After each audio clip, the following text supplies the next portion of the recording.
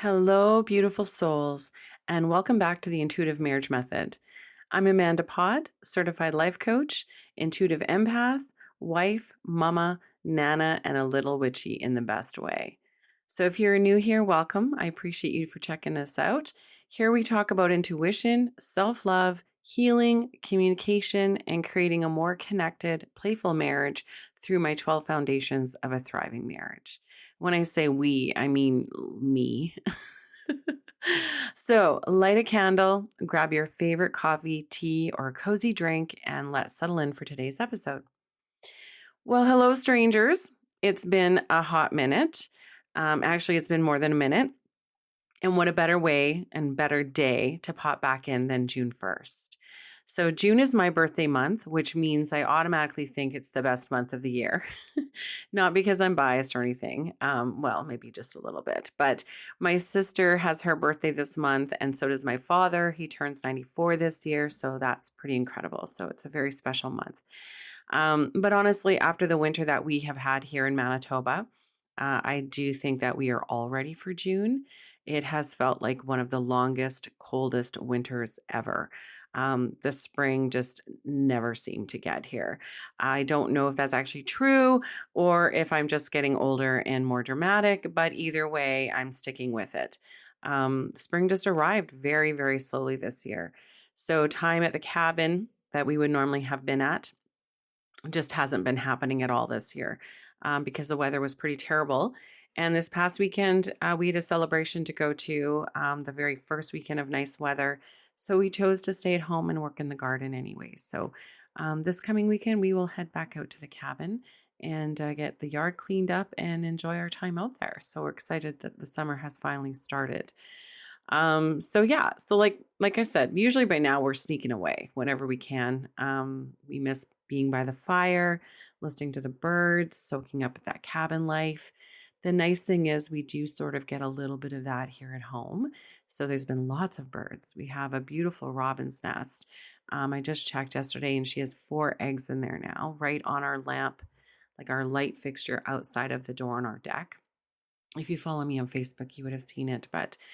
So we've just kind of been hanging out at home, waiting for Mother Nature to get her act together. And thankfully, things are finally starting to green up and the garden is planted. Hubby has been very busy outside. I've been helping where I can, which mostly means admiring his work and pretending that I know what I'm doing. So, marriage is teamwork. One person plants the garden, the other provides moral support. You know how it goes. At least that's my version of teamwork. He may not agree so much, but I have been told I'm on weed duty or we're getting a divorce. Just kidding. But I do have to, I love being in the garden, but our garden seems to sprout more weeds than veggies. So it's a lot of fun. But anyways, so over the winter, I did keep myself pretty busy. I painted our bedroom, I painted our bathroom. I may have said this on another previous podcast, I'm not sure. I went into a serious spring cleaning and decluttering mission. And if you've ever listened to me for any length of time, then you know I do absolutely love decluttering. I hate the thought of having to get into it, but once I'm in it and the result after is just so therapeutic to me about, it's getting rid of things that no longer fit who you are. Just kind of sending them off to someone else that may get better use out of them and clearing space for maybe other things.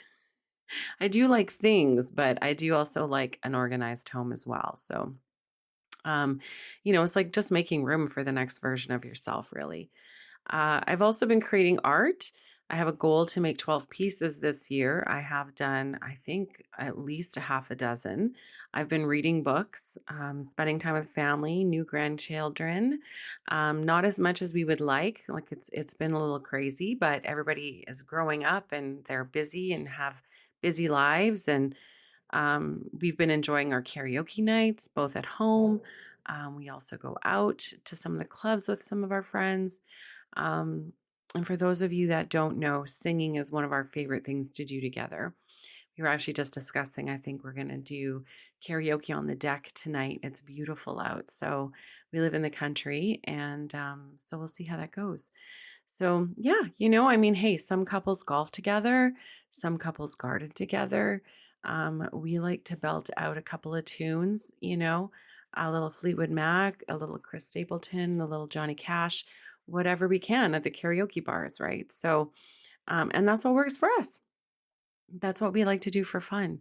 It raises our vibration and brings us together, and we can see our improvements, and it just makes us feel good about ourselves. And we also receive some really exciting family news. We are expecting another grandchild from my oldest daughter, Jessica, and which means our family is just continuing to grow. So it's very exciting. Every time another grandbaby arrives, my heart just somehow finds room to grow right along with it. So it's a beautiful thing. And one of the other things that's been keeping me busy is something I actually never did really expect. As I'm recording this, I'm currently sitting in the top 10 of the People's Artist Competition, which is crazy. So, it's June 1st today, 2026. And yes, somehow this happened just on a whim. I thought I would just throw my art and my name into this competition. And I've had some amazing people support me and vote for me. The voting is free. You can pay. It donates money to an organization that helps young artists, but I please just free vote. And if you've been following me along on social media, you've probably seen me talking about it a little bit. And the contest is connected with Johnny Depp and the Art Forum magazine. And it's been such a real surreal experience, actually. It's been really fun. And as someone who creates simply because it brings me joy, I'm very intuitive. I don't have themes. I don't have a form of art particularly. I just never expected to find myself in a contest like this, but here we are. And if you'd like to check it out, I can leave a link in the show notes for you if you like. And I'd actually appreciate you. And thank you to everyone who has voted, shared, encouraged, and cheered me on. I appreciate you guys more than you know. So now some of you may be wondering where I've been and what's happening with the podcast, because, I always say I'm here weekly, but that hasn't happened in a while. The truth, life has been happening. Honestly, I've also been working on my next episode for quite a while now. I have also brought it to YouTube, so that is creating me a lot more resistance and fear because I'm really not a big fan of being on camera. I'm trying to get used to that, but I still know that I need to get my voice out there and I want to create something that I can leave behind. Um, but the episode is called Worthy of Love, which feels fitting because my name, Amanda, literally means worthy of love. The episode is really the story behind who I am, why I do what I do, how the intuitive marriage method came to be, the experiences that shaped me, the lessons I've learned, the things I've survived, the things I've healed, and the things I'm still healing. The funny thing is that I've tried recording it several times already, and every time I do, I stop. Not because I don't want to share it, but because I keep asking myself the same questions, like, am I sharing too much? Am I not sharing enough? What belongs in the podcast? What belongs in the book? How vulnerable do I want to be? How much detail is helpful? How much detail is just for me? What is a trauma dump as opposed to a personal story? So for now, I'm giving myself permission to let that episode unfold naturally. And I know it will come when it's ready. And when it does, I think it's going to be one of the most personal things I've ever shared. But while I'm working on that, I thought this would be the perfect time to revisit something incredibly important to me, because June is my birthday month, and because self-love has been such a huge part of my own journey. Self-worth, self-love, self-care, self-confidence, self-esteem, all of those things. And because self-love is the very first foundation of the intuitive marriage method, today I'm going to share episode 2 of my podcast, The Power of Self-Love in Marriage. Because if there's one thing I've learned over the years, it's this. The relationship you have with yourself affects every relationship in your life. The way you speak to yourself matters. The way you care for yourself matters. The way you value yourself matters. And the healthier your relationship with yourself becomes, the healthier every other relationship becomes too, including your marriage. So I hope you enjoy this episode. Before I go, one last little update. I'm currently working on launching my very first program, which is both exciting and slightly terrifying. Mostly exciting, a little terrifying, but that's how growth works. I've created, oh goodness, at least 2 years ago, the self love, 14-day self love challenge. And I've created it this year into the self love, 14-day self love reset. And so I took a group of women, about 20 or so, through it, and it was fantastic. Had some great feedback, and it just kind of brings us back to ourselves. I have a 50-page ebook. We're in a group. So, anyways, if it's something that you might be interested in, please keep an eye on my social media and future podcast episodes. I will have a link for a waiting list for that. And currently, I don't, but I may by the time that I launch this episode. So, and if self love is something that you're currently working on, I would absolutely love to hear from you. Please send me a fan mail message. If you're listening to this on the podcast, you can leave a comment or you can send me an email at amandapott@soulspotintuitive.com. That's Amanda Pott with 2 T's and soulspot with 2 T's, intuitive.com. Thank you so much for being here. Thank you for listening. And thank you for allowing me to continue to grow. I'm always evolving and figuring things out right alongside you all. So now sit back, relax, enjoy episode 2, The Power of Self-Love in Marriage.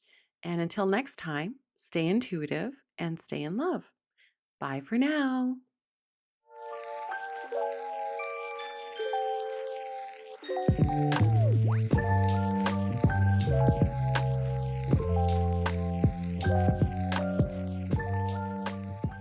Welcome to the Intuitive Marriage Podcast. Join me, Amanda Pott, as we dive into the magic of love, attraction, and making dreams a reality. From reigniting the passion in your marriage or to just tapping into your intuition. Please join me weekly on these episodes where we can cover love, marriage, passion, intuition, all the things that just absolutely speak to my heart. And I really hope that they speak to yours as well. Let's learn more about how to have an intuitive marriage. See you soon. Hello, beautiful souls. And thank you for joining me again for episode 2. I'm so grateful that you came back. It's just such a beautiful day today. Well, it's not a beautiful day, but it's a beautiful day for me to be recording the podcast. It's raining and it's very chilly out. I'm in the prairies in Canada, and my office is nice and cozy. So it is a perfect day to be recording this today. It's May. So we have, some up and down weather here in Canada. It feels like 8 degrees Celsius. Now it's actually 11, but it feels like 8 degrees Celsius. So I think for my American friends, I believe that's around, I don't know, 52 or something, 52 Fahrenheit. So yeah, it's a little chilly, but we're getting there. Spring is just around the corner. So anywho, let's get started. So, this episode is about the power of self love in marriage. Now, we'll explore why self love serves as the cornerstone for building self awareness and intuition in your marriage. Now, it's fostering passion and it deepens your connection with your partner. So, kind of let's explain that a little bit. We'll go through self love and self awareness. Now, let's define self love. Self love is the practice of nurturing a positive relationship with oneself. It's embracing one's worth and prioritizing self care. So ask yourself, what right now are you doing in your life to nurture yourself? Do you take time out just for yourself? Maybe you're raising children still I'm lucky enough to be an empty nester. Still busy with kids, but I'm fortunate now. I do have time that I can take for myself, but it's important to take that time and do the things that fill up your cup, right? I recently finished a 12-week course called The Artist's Way with Julia Cameron, and she speaks of these artist dates. It's a weekly outing that you take yourself on, just alone by yourself. Do something that's inspiring to you. Um, just take that time for yourself. So, my question to you is, do you take time out for yourself? Are you taking care of yourself? A great thing to practice is try to go through the things that bring you joy and passion and try to do an activity once a week. Or it doesn't even have to be an activity, and it doesn't have to cost you money either.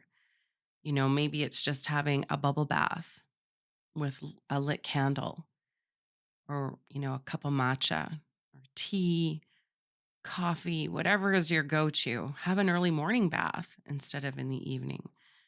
Do something that's different for you. One of the things I really enjoy that I do for myself is when I come home from work, I could have worked a 24-hour shift or 48-hour shift.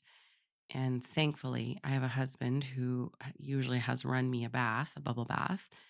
And he knows I need to take that time to transition, right?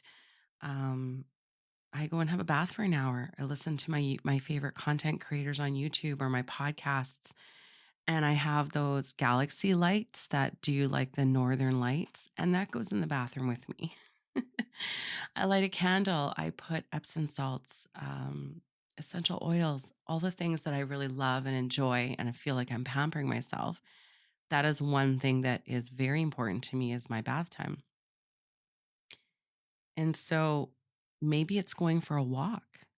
Maybe it's taking a hike, getting out on those nature trails that you keep telling yourself you're going to go down and check out, but you never do. Maybe you'd like to go to the spa, get a pedicure done. For myself, it's journaling. It's taking the time for me to journal. It's meditating. I enjoy learning tarot cards and doing readings. I also love karaoke. We do karaoke at home a lot. Um, we think, we have our little studio kind of set up, and we've bought some new mics and we try out different sound systems, and it's just a passion of ours. We started this a couple of years ago, and my husband, I could never have gotten him to sing before, and now he is such an incredibly talented singer. And we enjoy karaoke nights. We go out when we can, and we often do karaoke at home. It sure beats sitting around, watching Netflix or scrolling on our phones and, just seeing negativity, hearing negativity sometimes. We just have fun. It raises our vibration, it keeps us connected. It's just something that we really enjoy doing together.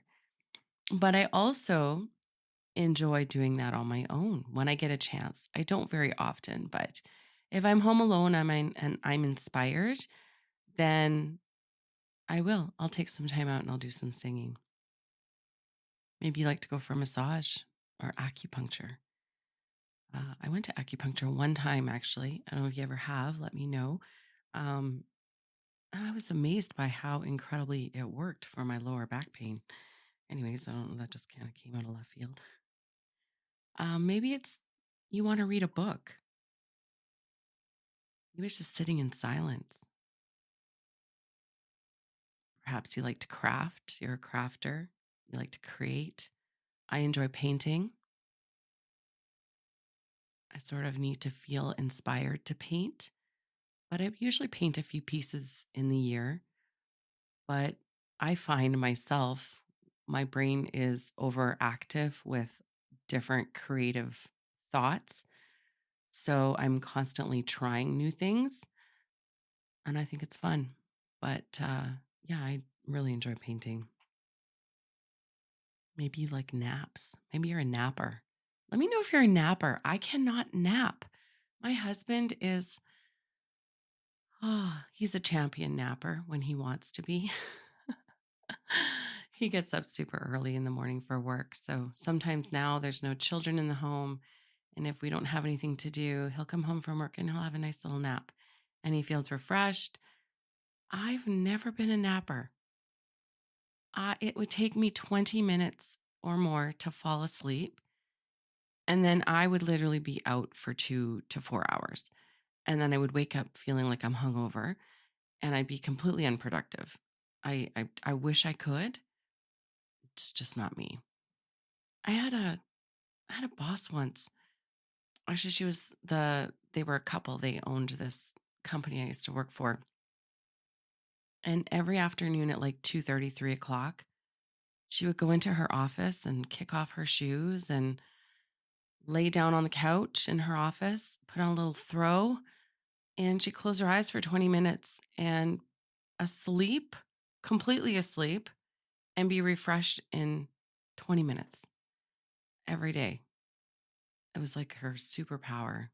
I don't know, I wish I could nap, but take a nap. Maybe you like to cuddle with your fur babies. Sometimes I just like to cuddle with a blanket and have my dogs all over me. And a big one is just have yourself a routine. Have a skincare routine. Maybe if it's just you wash your face, you brush your teeth, you put some moisturizer on, doesn't have to be anything crazy, but just do something that's going to benefit your future self. Show yourself some self care, self love. Set your clothes out for yourself for the next day. You want to go for a walk, set your shoes out for yourself the next day. You want to get up and you want to have a nice start to your morning. Make sure you've prepared coffee like the night before. So you have coffee when you wake up and there's no dishes in the sink and your kitchen's clean. So you can start your day with a fresh, clean slate. I don't know. To me, those things are all self-care, self-love. So make yourself an I am loved menu. Make a list. What are some of the things that you want to do that inspire you? Some of the activities that you would enjoy. Maybe you just want to go to a flower shop or like a chocolatier and buy yourself one really nice, expensive chocolate. Go to a tea house and have some cake. Just kind of think outside the box a little bit. Some of those things that you would enjoy to do, but everything else always takes a priority. So you never do that for yourself. Start doing things for yourself. Love yourself. Be nice to yourself. So let's discuss how self love now leads to self awareness. So when we love ourselves, we become more attuned to our thoughts, our emotions, our needs. And this heightened self awareness enables us to communicate more effectively with our partners. It allows us to express our desires and boundaries and navigate conflicts with greater understanding and empathy. So, I'm going to share a little story that happened recently.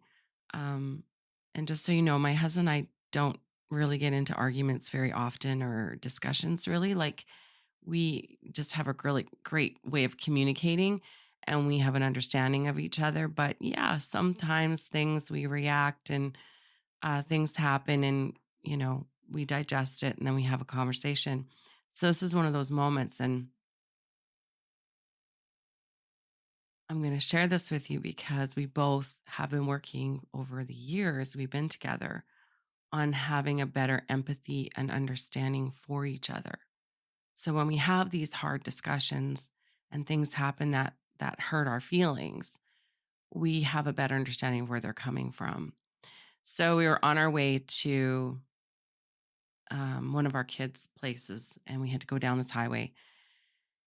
And I have always been a very nervous passenger, but I trust my husband's driving over anybody's. And for the most part, I really do try to not dig my fingers into the the seat and gasp, and because I know how annoying and that can be. But in all fairness, I have on occasion, I know for sure one time I did save us by saying and speaking up and saying, "Hey, honey, like, did you see that?" Or the guy stopped or whatever it was. And he thanked me for that. So, it is what it is. I'm just setting the tone here. Can you tell I'm already defending myself? Um, so we're driving and there's a pickup in front of us and the lights are fairly dirty and he's kind of pumping his brakes. I thinking there's a vehicle in front of him that's getting ready to turn. We're kind of going up on a hill. And I can look over in my peripherals and I see my husband kind of looking out the window and he's changing the radio. And I know he's aware of what's happening, but he, in my mind, looks distracted. And so then all of a sudden, this guy stops, and I feel like we're going too fast and we're too close than we should be. That's my perception. And I look over, and I don't think that he's looking at the road. And I'm like, honey, like he's stopped. And he just like yelled at me, cussed at me, was like, "What the fuck? Like, I saw. Don't fucking do that." And like just yelled, reacted, which is really not him, especially with me. And so I was like instantly like, right? Nothing happened. We were good. We were obviously far enough away. He was obviously paying attention. Um, but it was kind of like like, whoa. I felt he reacted over the top. He obviously felt like I overreacted. So nothing was said. I've reached a point in my life where I digest things. Really, really try to look at both sides and see what just happened. We weren't in a situation where it would have been a good scenario to start talking about it. We probably would have been headstrong and both upset with each other still. So we just took some time. We had a great evening. Everything was great. And a couple days go by, and I know that the conversation will come up when it's ready, but we're acting like we don't hold grudges. We are mature adults, and it's not that big of a deal. But I do know that he could tell I was probably not my super warm, fuzzy self. So we've gotten to a level in our relationship, clearly, where my husband believes his balls are bigger than they really are. As we were sitting on the couch a couple days after this happened, and he's like, "Hey, I want to show you a couple of things, funny memes." So he's scrolling through a couple of really good, funny memes. And he comes to this one, and I can't remember exactly what it is, but it's his wife, the frown on her face, and he's making some smart ass remark about making a comment about his driving and reacting and freaking out as a passenger. And I just kind of stopped and looked at him, and he looked at me, and he goes, "Too soon?" I was like, "You motherfucker." So that's kind of how he broke the ice of us to kind of talk. And I'm like, well, now that we're talking about it, or now that you've brought it up, let's talk about it. And so we just sat there, we smoked a joint, we had a conversation, and it was great because I got his perception of the situation and why he reacted towards me as he did.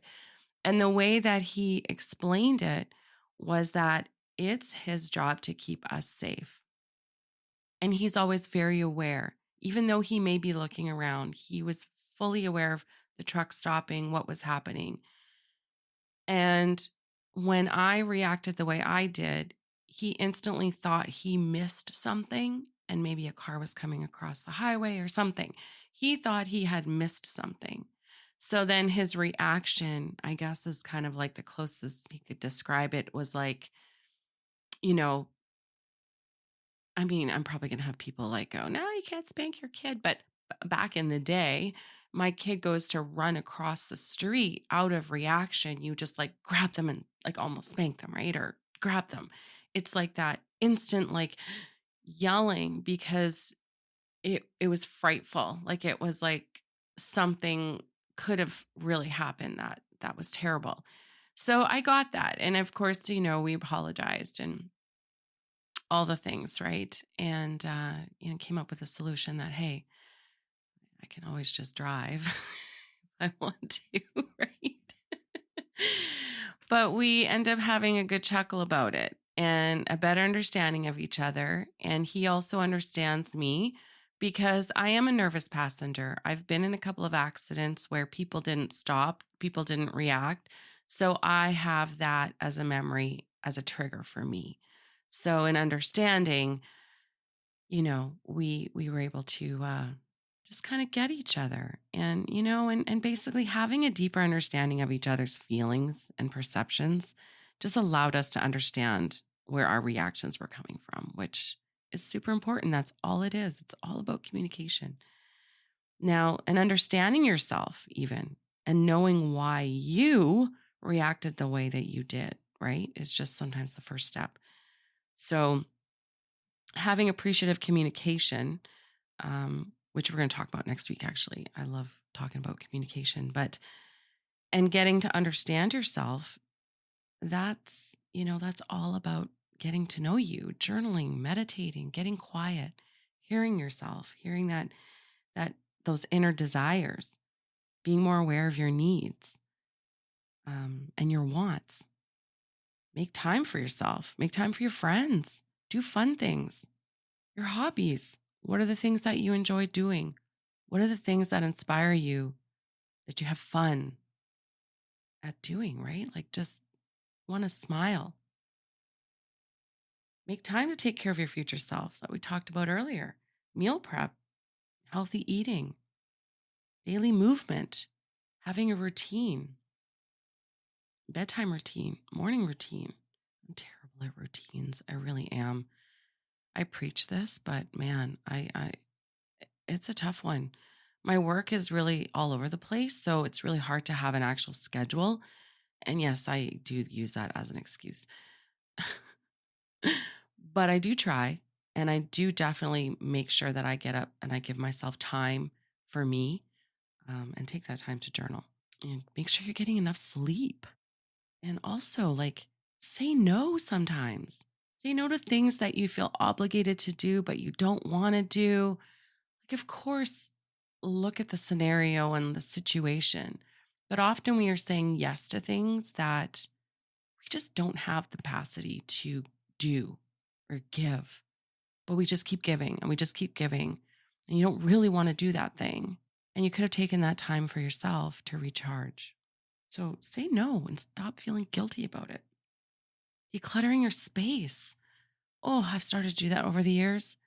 And let me tell you, less is really more and you can stay more organized. It's easier to clean. You know where things are. I still do have lots of pockets in my house I have to declutter, but it's way better than it ever used to be. And again, it's easier when you don't have kids in the house. I do have to say that. Kids have a lot of things. They could still have some of the things here. I think it's Marie Kondo. Yeah, get rid of all the shit that doesn't bring you joy. Maybe you don't wear a dress, but you love the way it feels in your closet. I know that sounds really crazy, but it's an inspiration. It makes you feel good when you look at it. If it brings you joy, then hang on to it for whatever stupid reason that may be in your own mind. If it brings you joy, hang on to it. But if you feel that you can repurpose it, it can bring new love to somebody else, then get rid of it. Declutter your calendar. What do you got going on?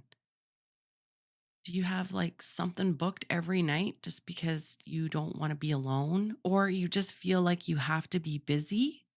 Unclutter your calendar. Give yourself some nothing time if you can, of course. And if you can't, really try to find the time because it's super important. Protect your energy. Don't do the things and be around the people that lower your vibration and suck your good energy away. You know, give yourself the priority. Schedule in that downtime and do a self check. Like, how are you feeling? How are your emotions? How are your thoughts? Just check in with yourself a couple times during the day. I actually have an alarm on my phone that goes off 3 times a day. I learned it through one of the additional coaching courses I was privy to when I got my certification through the institute I went to. It was like a clarity coaching course, and they just mentioned, 3 times a day, just check in with yourself. Where are you? Where are you? Are your thoughts in the past? Are your thoughts in the future? Are you living in the moment? How are you physically feeling? Where are your emotions? Are you anxious? Are you sad? Are you happy? What's happening? Check in. What's happening in there? Now, and do you journal? I find journaling extremely important. I journal my thoughts daily for the most part. I do miss a day or two here and there, depending on where I'm at and what life is happening. But I do definitely try to put pen to paper daily. And it's doing that daily, taking that pen to paper, that is the magic of understanding myself. I write down my thoughts, I write down my concerns, my feelings, what's happening, why do I feel this way? And I just get to understand myself better. Now, over the 25 years that I was a single parent back in the day, 25 years ago, journaling daily, honestly, saved my life.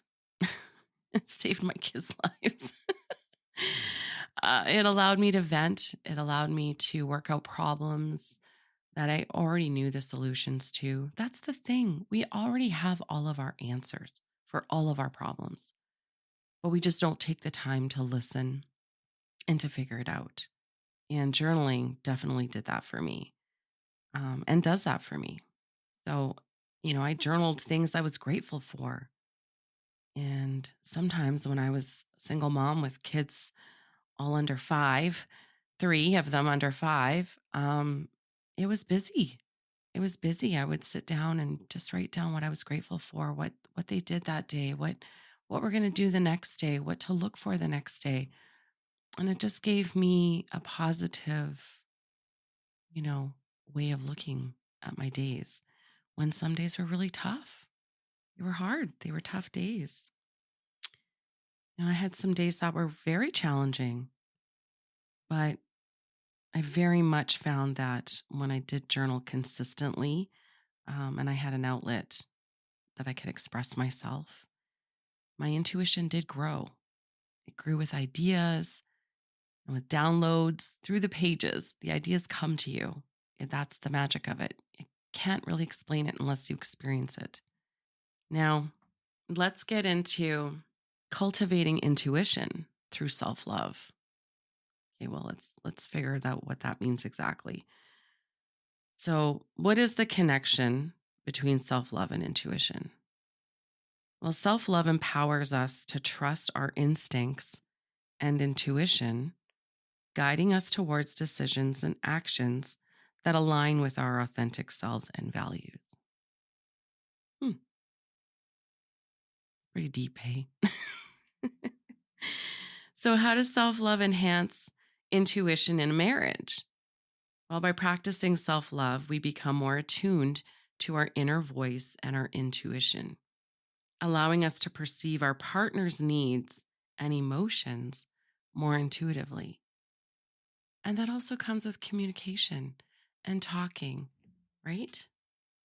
This deepened intuitive connection fosters empathy, understanding, and harmony within the relationship because you're curious with each other. You want to You want to understand each other more.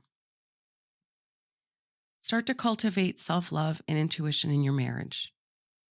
Well, there's three things that you can start incorporating into your life right away. These three things I absolutely are at the top. There's many, but these are at the top. Practice self compassion.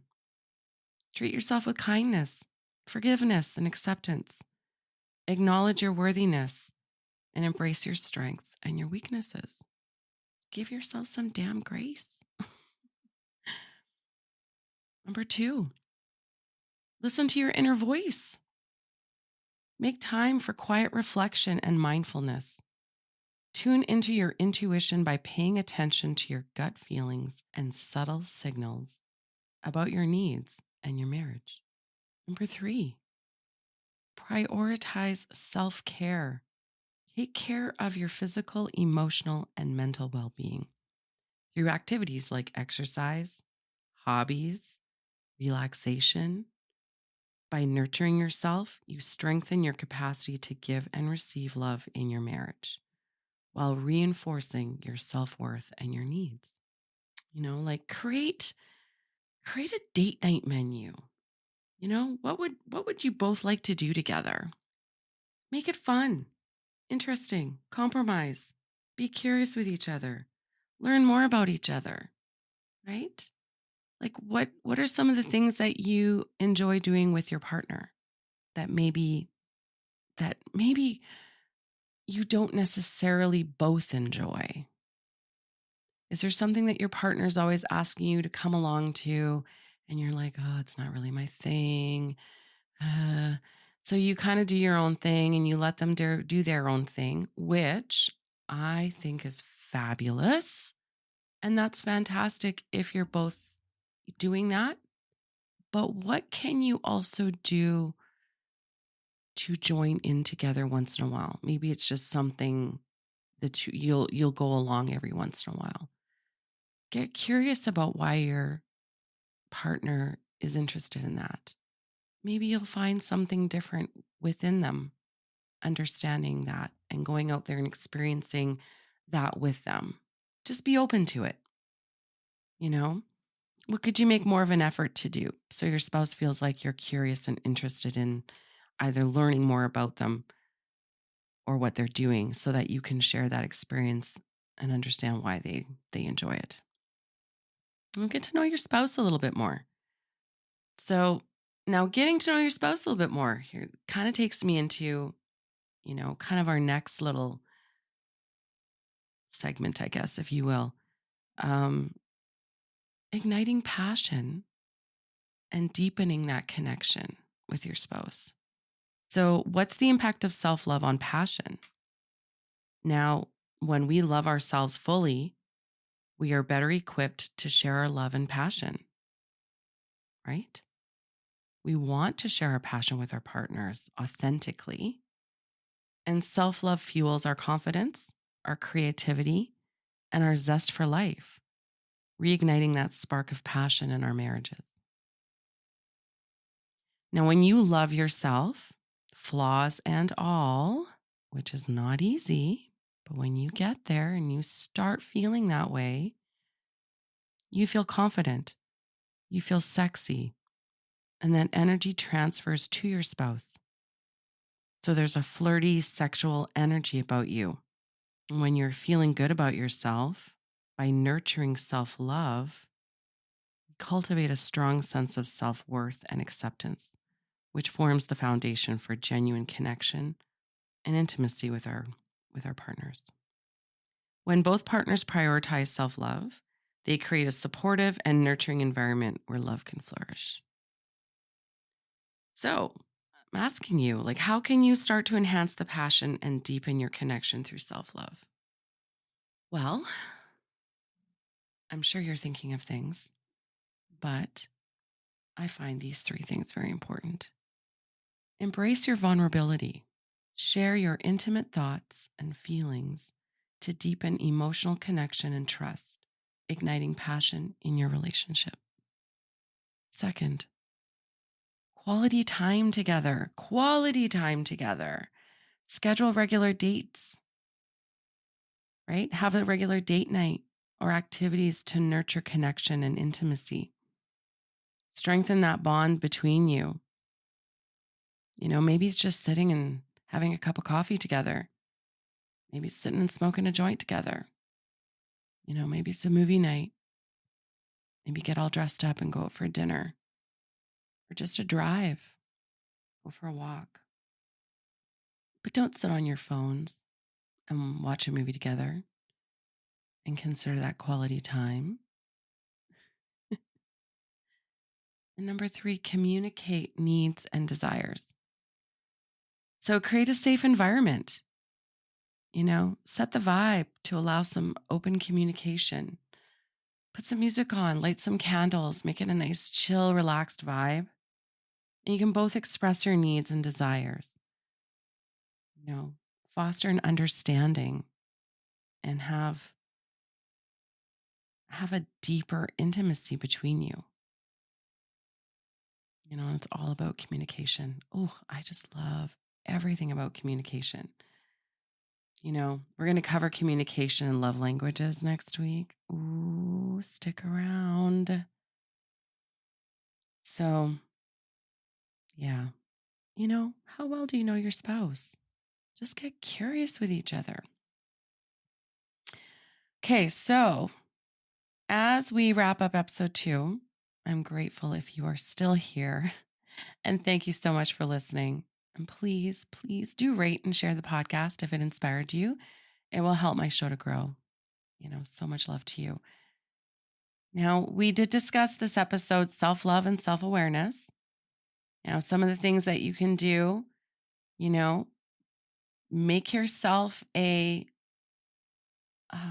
what is it? I am loved menu or a pamper me menu, whatever you want to call it. But just nurture yourself, prioritize your self care. What does that look like to you? Fill up your cup, take the time for you. Maybe you want to have a bath, go for a massage weekly, have a nap, whatever you want to do. Just make sure you are taking that time and actually following through and doing that for yourself. Be aware of your needs and put them first. Start saying no if you need to. Then we also talked about cultivating intuition through self love.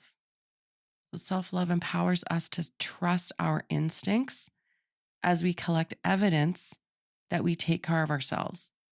So, in which turn, that leads us to trust ourselves and our intuition.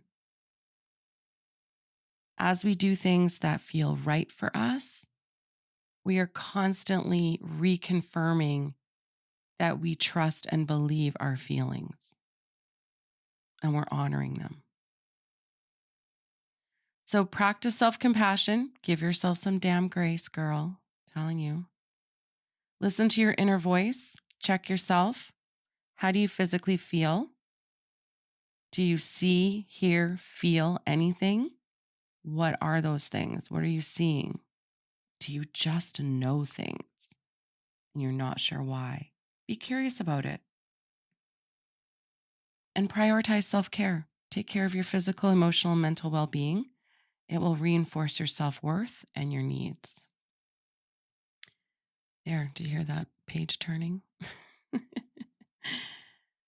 And last but not least, igniting passion and deepening connection. When we love ourselves fully, we are able to give ourselves and share our love and passion to the fullest with our partners. Now, I shared 3 things that you can start doing in your marriage today. One is embrace your vulnerability. So tell your spouse your deepest, darkest secret, your fantasies. I know it's scary, right? But just do it. 2, spend quality time together, not watching a movie, like I said, right? On your phones or whatever, just sitting there scrolling. Cook together, play a game, sit and talk, get intimate, have fun with each other, have some adult playtime. Number 3, communicate needs and desires. Set the vibe, relax and chill. Light some candles, put some music on. Start to talk, laugh, What are your needs? You know, what are your needs in the bedroom and out of the bedroom? Just talk about it. Ask each other questions without judgment. So that's it, folks, for this week. Thank you for joining me. I really hope that you got something out of this. This is just such a passion of mine, and I just want to share my heart and what's on my mind.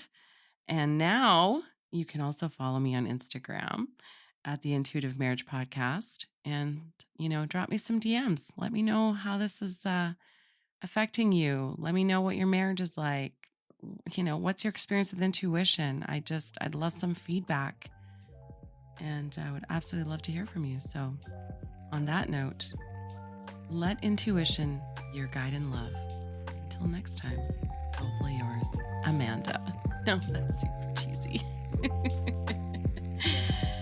So until next time, let intuition be your guide in